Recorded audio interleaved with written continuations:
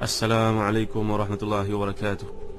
Innal hamdalillah nahmaduhu wa nasta'inuhu wa nastaghfiruh wa na'udzu billahi min shururi anfusina wa min sayyiati a'malina. Man yahdihillahu fala mudilla lahu wa man yudlil fala hadiya lahu. Ashhadu an la ilaha illallah wahdahu la sharika lahu wa ashhadu anna Muhammadan 'abduhu wa rasuluh. Ya ayyuhalladzina amanu taqullaha haqqa tuqatih ولا تموتن إلا وأنتم مسلمون. يا أيها الناس اتقوا ربكم الذي خلقكم من نفس واحدة وخلق منها زوجها وبث منهما رجالا كثيرا ونساء واتقوا الله الذي تساءلون به والأرحام إن الله كان عليكم رقيبا. يا أيها الذين آمنوا اتقوا الله وقولوا قولا سديدا يصلح لكم أعمالكم ويغفر لكم ذنوبكم ومن يطع الله ورسوله فقد فاز فوزا عظيما.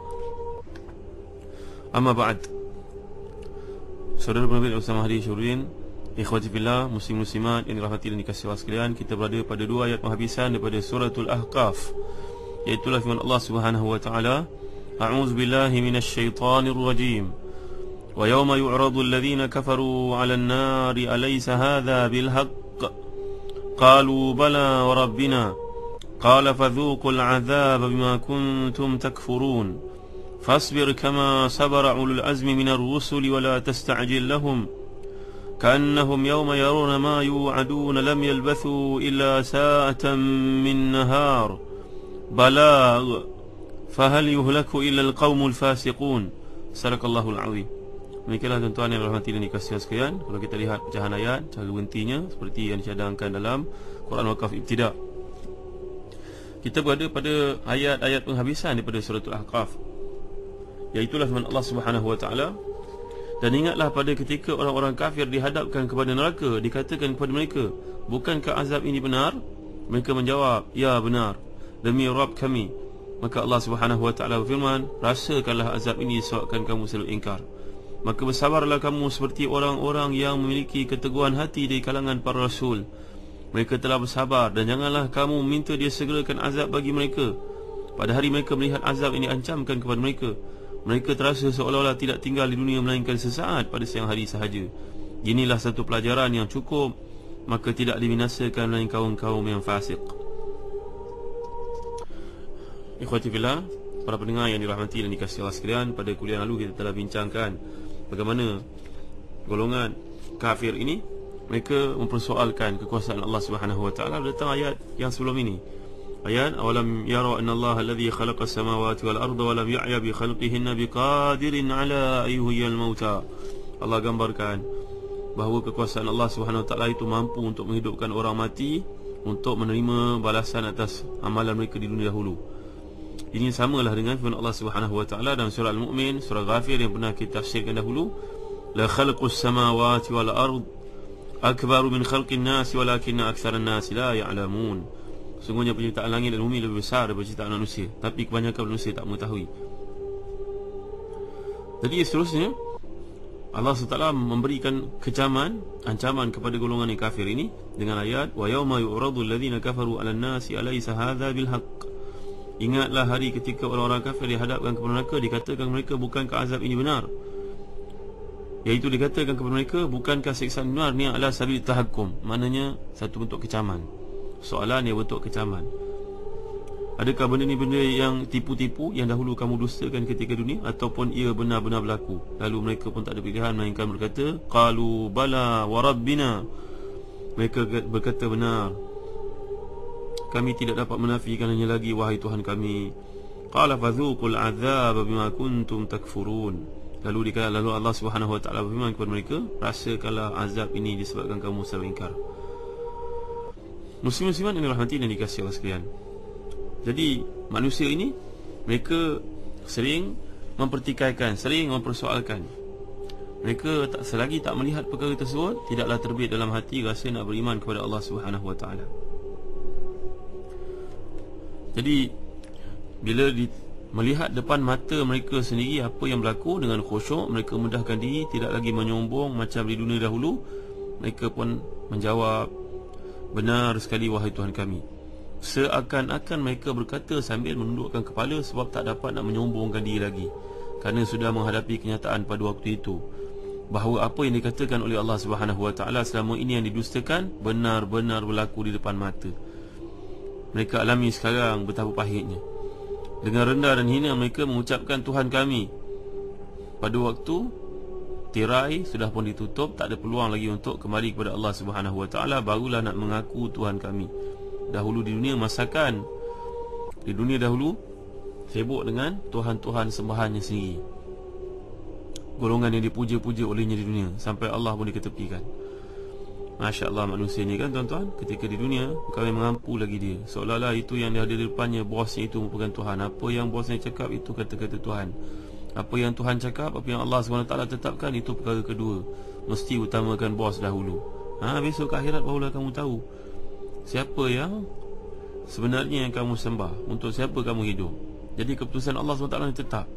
Yang berjuang dengan penuh yakin dan gigih kerana membela kebenaran akan menerima penghargaan tertinggi di atas kesungguhan, keyakinan, keimanan mereka itu. Sedangkan dahulu kat dunia, golongan yang menyombong, yang mengampu, yang mempunyai dewa-dewa, yang memiliki tuan-tuan yang dia sokong, yang diperjuangkan, ideologi yang dewa-dewakan itu, besok dekat akhirat barulah dia tahu siapa yang sebenarnya, tinggi ataupun rendah langit itu. Rasakanlah azab disebab apa yang kamu telah engkari sewaktu di dunia dahulu. Walaupun di hari hukuman akan jatuh, barulah mereka nak menyebutkan Tuhan kami.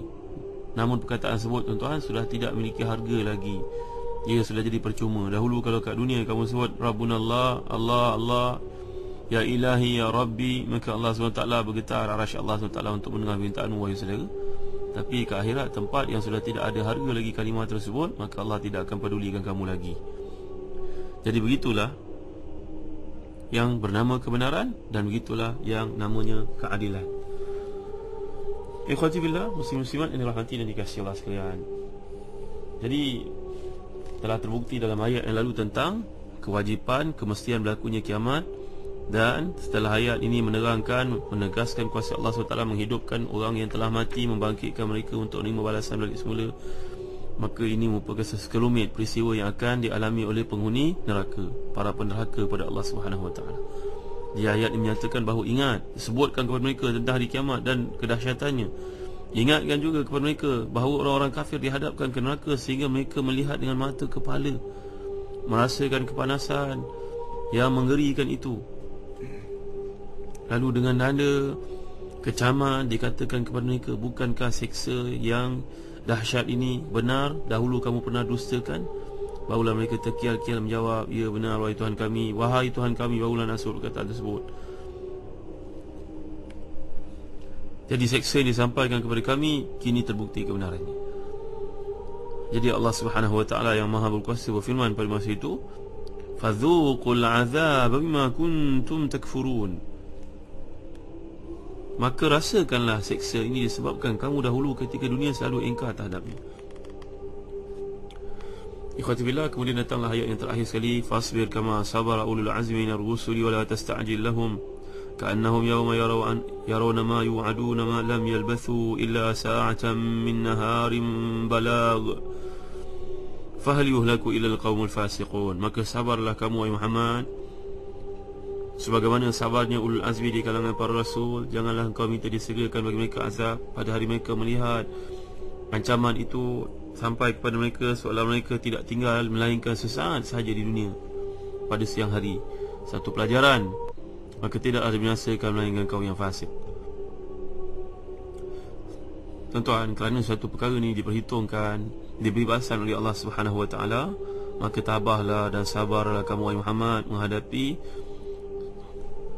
penderhakaan oleh golongan kafir, keingkaran mereka. Sabarlah kamu sebagaimana siapa? Sebagaimana para rasul, ulul azmi.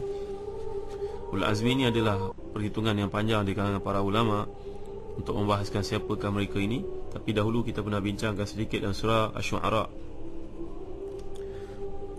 iaitu firman Allah Subhanahu Wa Taala dalam surah Asy-Syu'ara yang pernah kita bincangkan sebelum ini. Muslim-muslimat yang dimuliakan Allah sekalian, syara'a lakum minad dini ma wasa bihi Nuhan walladhi awhayna ilaika wa ma wassayna bihi Ibrahim وما وصينا به إبراهيم وموسى وعيسى أن أقيموا الدين ولا تتفرقوا فيه كبر على المشركين ما تدعوهم إليه الله يجتبي إليه من يشاء ويهدي إليه من ينيب.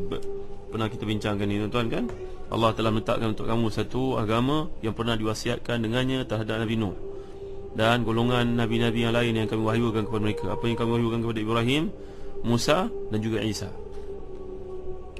Selain itu kita dapat lihat dalam surah Al-Ahzab, dengan izin Allah SWT nanti kita akan meneroka surah Al-Ahzab, iaitu firman Allah SWT juga menyebut nama Nabi-Nabi ini. A'udzu billahi minasyaitonir rajim. Wa idh akhadna minan nabiyyin wa minka wa min Nuh wa minka wa min Nuh wa Ibrahim wa Musa wa Isa ibn Maryam wa akhadna minhum mitsaqan ghalidha. Dan kami pernah mengambil daripadamu wahai Muhammad daripada nabi-nabi selain daripadamu, seperti Nabi Nuh, Nabi Ibrahim, Musa dan juga Isa bin Maryam, dan kami telah menetapkan daripada mereka ni satu perjanjian yang amat tegas. Jadi ini kata para ulama adalah bukti yang paling kukuh dan solid bahawa nabi-nabi tersebut merupakan nabi-nabi yang tinggi kedudukannya di sisi Allah sehingga dipanggil sebagai ulul azmi. Yang bermula dengan Nabi Nuh, diikuti dengan Nabi Ibrahim, diikuti dengan Nabi Musa, diikuti dengan Nabi Isa dan diakhiri dengan Nabi Muhammad SAW. Ini dipanggil nabi-nabi ulul azm, nabi-nabi yang memiliki keazaman yang sangat tinggi, yang hebat, kerana mereka menghadapi tekanan yang sangat dahsyat berbanding dengan nabi-nabi yang lain. Walaupun kita tidak menafikan, tuan-tuan, kita tak boleh menafikan setiap nabi ni ada perjuangan mereka sendiri. Dan kita pun belajar pada penghujung surah Al-Baqarah bila Allah Subhanahu Wa Taala mengajar kita ayat-ayat penghabisan daripada surah Al-Baqarah ni, tuan-tuan. Cuba kita lihat sama-sama bila Allah Subhanahu Wa Taala berfirman, a'udzubillahi minasyaitonir rajim. Lihat, amana ar-rasulu bima unzila ilaihi min rabbih wal mu'minun kullun amana billahi wa malaikatihi wa kutubihi wa rusulihi la nufarriqu baina ahadin min rusulihi. Ya, la nufarriqu baina ahadin min rusulihi. Ini ayat 285 daripada surah Al-Baqarah. Rasul telah beriman kepada Al-Quran yang diturunkan kepadanya dari Tuhannya. Demikian juga orang-orang beriman, semuanya beriman kepada Allah, malaikat-malaikatnya, kitab-kitabnya, rasul-rasulnya. Mereka semua mengatakan kami tidak membeza-bezakan di antara seorang pun dengan yang lain dari kalangan rasul-rasul itu. Jadi membezakan seorang Nabi daripada yang lain dalam satu ayat ataupun dalam satu keadaan tidak dibenarkan, tuan-tuan. Kita menyebut seorang Nabi ni lebih power daripada Nabi yang lain, lebih hebat Nabi, tak boleh, tuan-tuan. Ini mulia Allah sekalian. Tidak dinafikan, memanglah setiap Nabi ni ada pengkhususan tersendiri, kehebatan tersendiri. Pemilihan Allah Subhanahu Wa Taala itu dengan sifatnya Khalilullah, dengan sifatnya Kalimullah, dengan sifatnya Ruhullah, semua itu memang memiliki pangkat-pangkat yang tertentu. Tetapi untuk menyebut kelebihan seorang berbanding yang lain dalam satu event, ini tidak dibenarkan. Perkara tersebut adalah ijma' para ulama. Untuk membezakan seorang daripada yang lain dengan erti kata yang lain diatasi, yang lain ada kelemahan, bukan begitu, tuan-tuan yang mulia Allah sekalian. Pangkat memang Allah SWT sebut, jadi adalah perkara yang berbeza. Ini kita belajar dalam usul. Setiap Nabi ni ada kelebihannya tersendiri. Seperti disebut dalam tafsir Kasyaf, kalau kita lihat antara yang jelas disebut oleh para ahli tafsir, begitu juga Ibn Jarir Tabari. Lihat Nabi-Nabi ini. Sebagai contohnya Nabi Nuh kanu yadribunahu hatta yusha alaihi. Nabi Nuh pernah dipukul oleh kaumnya sampai pingsan berhari-hari, sampai koma. Wa Ibrahim ala-nar wa zubiha waladu. Nabi Ibrahim pula keistimewaan ujian yang dialami olehnya, dibakar dalam api dan anaknya diperintahkan untuk disembelih. Lihat ujiannya. Wa Ishaq ala zabhi wa Yaqub ala faqdi waladihi wa zahab basarihi. Nabi Yaqub pula ujian Allah SWT kepadanya, walaupun nama seperti ini disebut tidak tersenarai dalam ulul azmi, tapi kemuliaannya jangan diperkecilkan, tuan-tuan. Nabi Yaqub ni kehilangan anaknya Yusuf, dicampakkan ke dalam perigi buta dan hilang pula penglihatannya, jadi buta. Kemudian Nabi Yusuf al-Jub was-sijn, Nabi Yusuf pernah dicampak ke dalam perigi buta dan dalam penjara akhirnya. Wa Ayub ala-dur, Nabi Ayub pula pernah kita bincangkan dengan ujian menimpanya. Wa Musa alladhi qala lahu qaumu inna lamudrakun, Nabi Musa ujiannya pun tak kurang hebat bila kaumnya telah berpaling tadah untuk mengatakan kepada Musa, tengok Firaun dan juga tenteranya dah berjaya mendapatkan kita. Mereka meninggalkan Nabi Musa sebelum berlakunya penyeberangan lautan untuk masuk ke Sinai. Kita dah bincang ni tuan-tuan. Ini adalah kelebihan para Nabi. Nabi Daud pernah kita bincangkan dalam surah Sad. Semua Nabi ini ada ujian yang mereka lalui, dan mereka lah merupakan orang yang paling tinggi cabaran dalam hidup, kerana iman mereka lah yang paling tinggi dalam senarai hamba-hamba Allah Subhanahu Wa Taala. Mereka menuju tempat yang tertinggi. Kita tidak boleh membezakan satu daripada yang lain. Namun demikian, kita tidak menafikan ada di kalangan mereka ni yang memiliki pangkat-pangkat tertentu yang dianugerahkan Allah Subhanahu Wa Taala. Nampaknya kita perlu kepada satu lagi kuliah untuk menamatkan suratul Ahqaf. InsyaAllah dalam kuliah yang berikutnya, penjelasan terakhir sebelum kita menutup dan memasuki surah yang baru. Allahu a'lam. Sallallahu ala sayyidina Muhammad wa ala alihi wa sahbihi wa baraka wasallam. Walhamdulillahi rabbil alamin. Wa barakallahu fikum. Wassalamu alaikum warahmatullahi wabarakatuh.